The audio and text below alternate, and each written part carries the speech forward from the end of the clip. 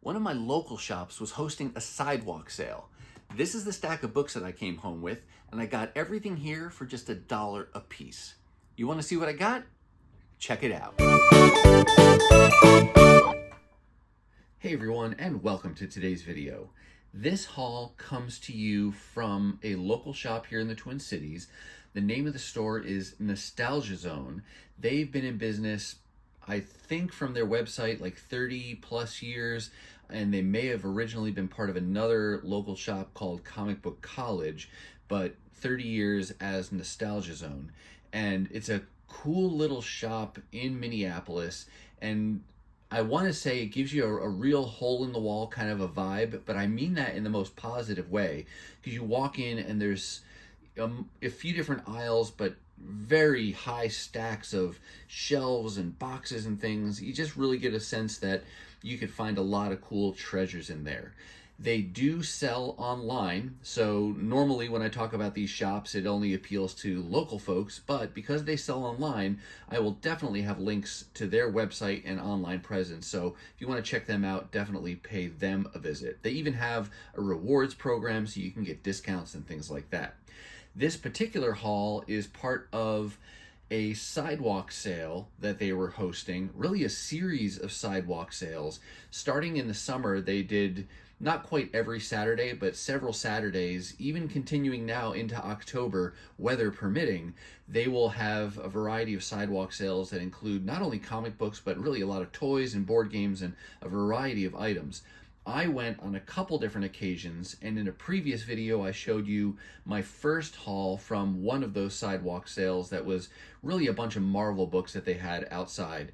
This second sidewalk sale I went to, similar, but they had added to those boxes, so there's a little bit of DC in here as well. But again, dollar books, and I've got things that are really some at the early part of the modern era of comics, but really getting into back, more Copper Age and even some Bronze Age books. So with all that intro out of the way, let's go ahead and dive into this haul. First up here is this square-bound series, Batman the Cult, 4-part limited series that was brought to us by Jim Starlin, Bernie Wrightson, and Bill Ray.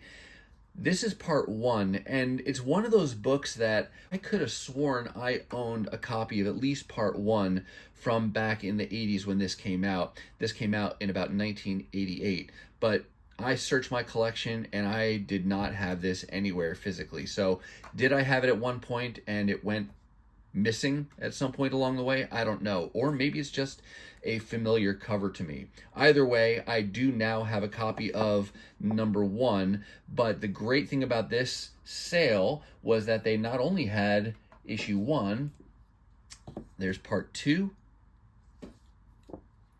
part 3, and part 4. So I was able to score the entire limited series all at once, and always love to be able to find that. I mean, great when you can find any issues, but even better when you find them all at once.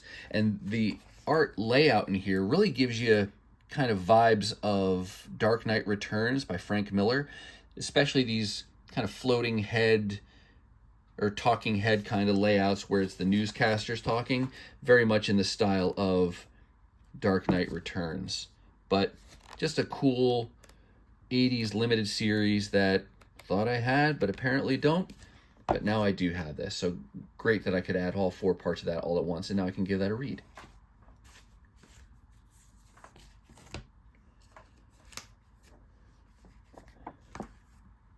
I did not collect a lot of G.I. Joe when it was originally done under Marvel back in the 80s, but I got a few issues here and there at the time, and now I'm just forever on the hunt and keeping my eyes open whenever I can find the first volume of G.I. Joe, again, the Marvel era of G.I. Joe, for cheap, like $1, and in decent condition. There's a variety of keys throughout this run, and then there's some low print issues as well, so there's not a ton you can find in the dollar bins, but you can find a fair amount. And so that's how I am kind of setting out to put together as much of this volume 1 as I can. I think the whole thing was written by Larry Hama, and he continues to write G.I. Joe today under Skybound, even though they've rebooted multiple. It's kind of like they have two universes going of G.I. Joe. There's the one that's the new one, part of the Energon universe, tying in with Transformers, and everyone's kind of got a different origin to tie in with that theme of Energon as an energy source. But they have also continued, even using the legacy numberings, G.I. Joe, A Real American Hero, still being written by Larry Hama. So that's really cool, especially for longtime G.I. Joe fans. For me, I'm more of a casual fan. I watched more of the cartoon show at the time than collected the comic books. But I did find several issues at the Sidewalk sale, including this G.I. Joe Yearbook #1. I think of this kind of like an annual, but it really is like a yearbook. It doesn't always have new stories. This one, for example, reprints part of issue #1, this story, Operation Lady Doomsday. And then the saga continues, kind of gives you a recapping of some of the stuff that's been going on in the comics since that first story. It gives you a kind of handbook type of a guide to the Joe's new base of operations, the Pit. I'm trying to get to that here for you, if I can show you, because it's one of these cool kind of cross-section images where you get to see the different layers of the base. I always love those from those handbooks that Marvel did especially, and DC did their own versions as well, but this kind of a layout was always cool. You seeing things like, oh, look at that, down there they got a pool. But that they've gotten here. Then they've got bios from a variety of the characters in here, and even a G.I. Joe enrollment form, so you could cut that out and mail that away. Any of you have this issue, and were any of you the collectors that cut that out and sent that in and joined the G.I. Joe team, or whatever they called it there? I had one for Transformers. It was called Star, I think like Star Labs or something. But I joined that little club. And then they've got here at the end a little summary of the G.I. Joe TV show. Again, that was my big exposure to G.I. Joe back in the 80s. But just a cool find for $1. There were probably, or maybe 5 or 6 of these in total for the first volume, and I've got several of them now, but really happy when I can find #1 like that. They also had this G.I. Joe Order of Battle limited series. I'll pull this out of the bag. Didn't do that ahead of time. This is more the idea of that handbook where it's going through characters and gear and vehicles and things like that. Always like these, again, we just to reference these and to learn about code names, power sets, abilities, all those kind of things. Cool wraparound cover on this one as well. Herb Shrimp. Oops, sorry for the glare. But they had issue 1, 2, and 3. They also had issue #4, but I have a copy of #4 that I picked up earlier this year. And when I got that issue #4, it was one of those kind of buy it now and hope for the best, that maybe I'd find issues 1 through 3 down the road, because I had never seen any of these in the wild before. So got really lucky, and now I have the full Order of Battle limited series.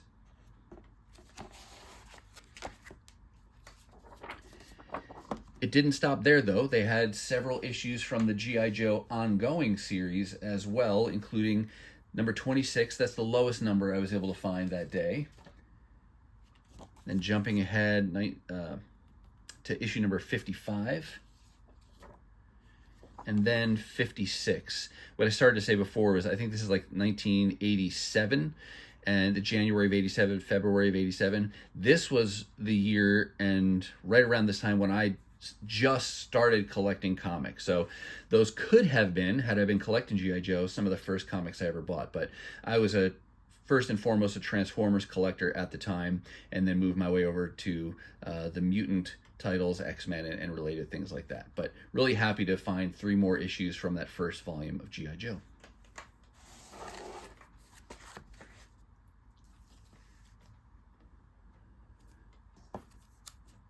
We're going to go a little bit forward. That's kind of, is that glary? Sorry for the glare there. Sometimes the angle is bad on these.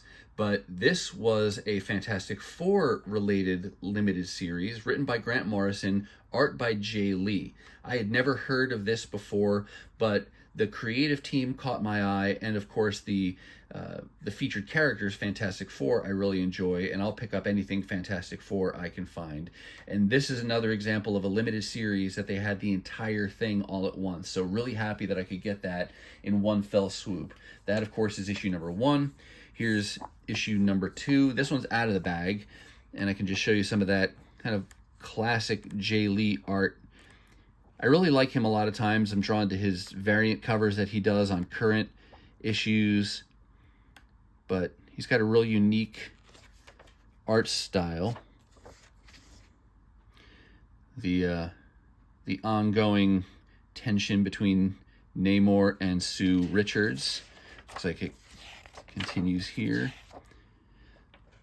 But pretty cool art style, and again, they have the entire limited series.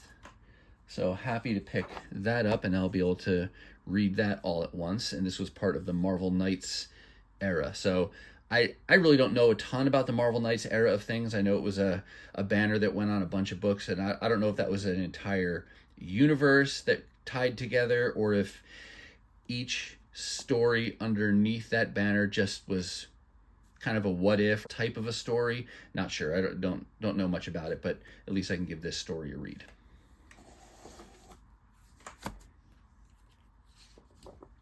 I'm going to stay with Fantastic Four because I had a couple books there that I had never seen before, and just always fun to pick up things that you never see in the wild. This is Fantastic Four: The Lost Adventure, and you can see credits up here to Stan Lee and Jack Kirby. Didn't know what this was, but fortunately there's a little description here on the introductory page. Apparently there was an additional story that Stan Lee and Jack Kirby prepared for Fantastic Four. Their run ended after issue number 102, but they came up with an issue 103 that never saw the light of day, except for some panels were put in a flashback in issue number 108, but never the full story. So what they did was they kind of built it out so that way they could publish it, and so you get Menace of the Mega Man, that's the Lost Adventure there, but then they also give you a reprinting of Fantastic Four number 108. I don't know if it's a full reprint, but that's where those flashback panels appear. So you get a couple stories collected in this comic, and you get some extras as well with kind of the background of how these were originally published. But very cool. Kind of just a one-shot, just a fun little find. Not valuable per se, but just a cool addition to my Fantastic Four collection.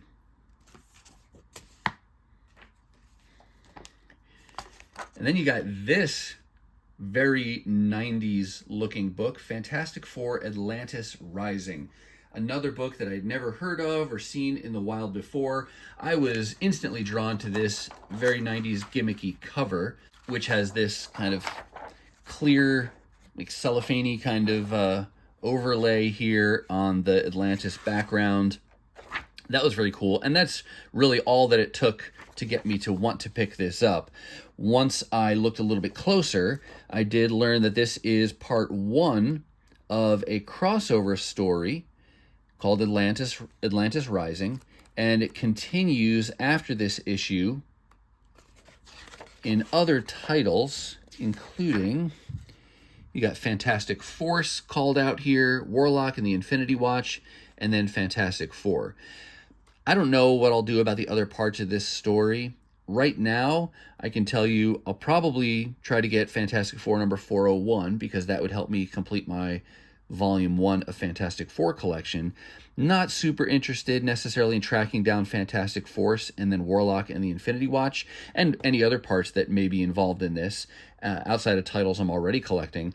What I may do is read those on Marvel Unlimited. So just didn't know any of that going into this. Again, drawn to the gimmick cover, and now it's a crossover story, and one that I can continue to hunt for and get the pieces that I want to that story. So fun little bonus find there, or surprise find, I should say. Still not done with Fantastic Four. We're going to jump over here to Fantastic Four Volume 3, probably the largest volume of Fantastic Four outside of Volume 1.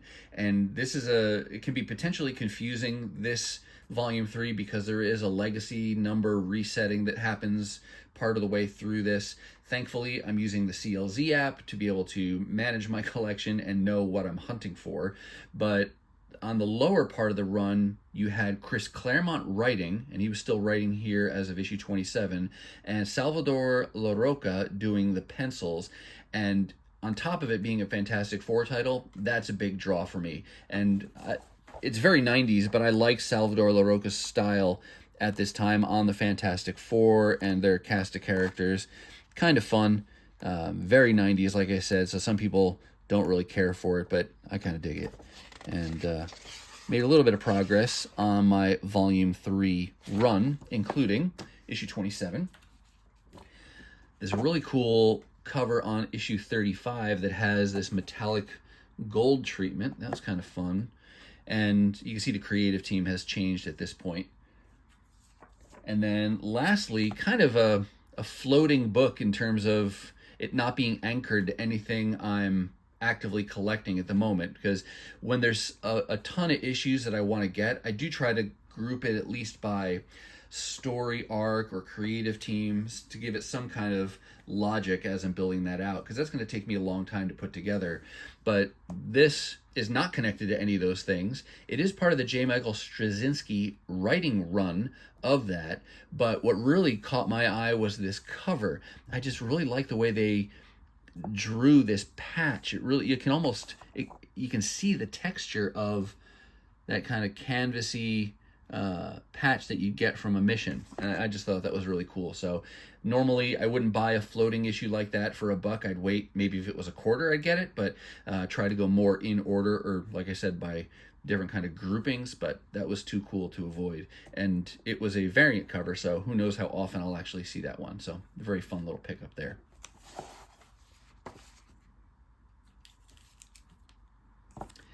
Here is Hawkeye number one from his first limited series. Now, I'm going to tell you what I saw at the sale, and then you tell me how you would have done it. Would you have done what I did, or would you have done it differently? This is number 1, and I got this because that's an iconic cover, and that's about it. But they also had issues 2, 3, and 4, so I could have gotten the entire limited series, yet I chose not to. And I'm not saying it was a real clean cut or clear cut decision where I was just digging my heels and saying, nope, absolutely only want issue number 1, don't want 2, 3, and 4 at all. When I first grabbed the books that I wanted, I added the full limited series to my pile and then ultimately decided to put them back. And what would you have done? Would you have gone for issue 1 just because of the cover? And that's ultimately the only reason I bought it, was that cover buy. Or would you have said, hey, they're only $1 a piece, I'm going to get the full limited series? Kind of a feeling, I know where you're going to land on that, but I just went with this issue number 1. Now, does that mean if I see issues 2, 3, and 4 again down the road for $1 or less, I won't pick them up? Nah, probably not. I'd probably buy them. But for now, at least, I'll content myself with having issue number 1.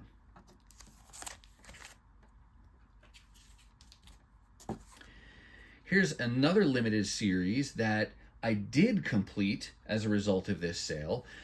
I have seen this Heroes Reborn, The Return 4-part limited series a variety of times in dollar bins and cheaper, but never picked it up. And sometimes it's because the condition wasn't great, other times it's because there were other things I wanted more. But some time ago, I wound up getting 2 different copies of issue number 1, I believe the standard cover and then a variant cover. And so I said, eventually here I've just got to finish this limited series. And looks like written by Peter David, which is kind of cool, and another one where you have art by Salvador Larroca from that same time period. So, no reason really not to get it. And I have all of the Heroes Reborn series, and so when they come back to the Marvel 616 universe, it would make sense that I'd have that kind of connecting story. And found the 3 parts that I was missing and finally decided, what the heck, I'm going to go for it and get them. So here's part 2, and then there's part 3 and part 4. And I just like to, call this out as a reminder.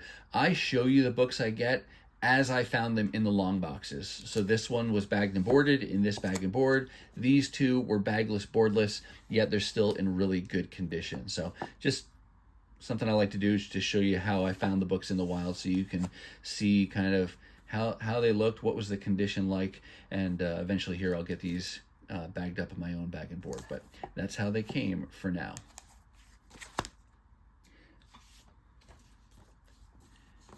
And then here is the last book to show you, and a really pleasant surprise find for me. Ms. Marvel, I've said on different videos, is a character I really like Carol Danvers. I'm reading her current things, or recently concluded volumes, and I'm also trying to go back and collect her older runs. Volume 2 is probably the longest one at like a 50-issue run. This was her first volume as Ms. Marvel that ran for 23 issues. So yes, that tells you, having issue 23, I have one of the bookends to this Bronze Age series.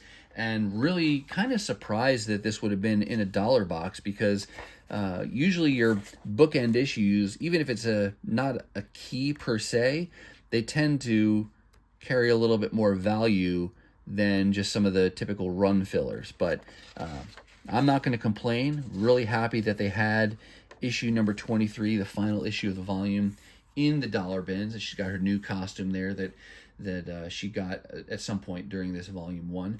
But slowly but surely, I will continue to chip away at that Ms. Marvel volume 1. And who knows, we'll see how close we can get. And that's going to do it then for my haul from the Nostalgia Zone Sidewalk sale. All right, that's going to do it for me, and that's going to wrap up this haul from the Sidewalk sale hosted by Nostalgia Zone. Remember, links to their store down below. I do hope you saw something that you liked, and if you did, go ahead and give the video a thumbs up. And if you want to see more content like this, dollar hauls, 50-cent hauls, really anytime I find good books for great prices, then go ahead and hit that subscribe and ring the bell for notifications so you'll know the next time I upload a video. Now, if you're not quite ready for the YouTube fun to stop, I have hand-selected a couple videos here for you to check out. As always, thank you so much for watching, and I'll see you next time.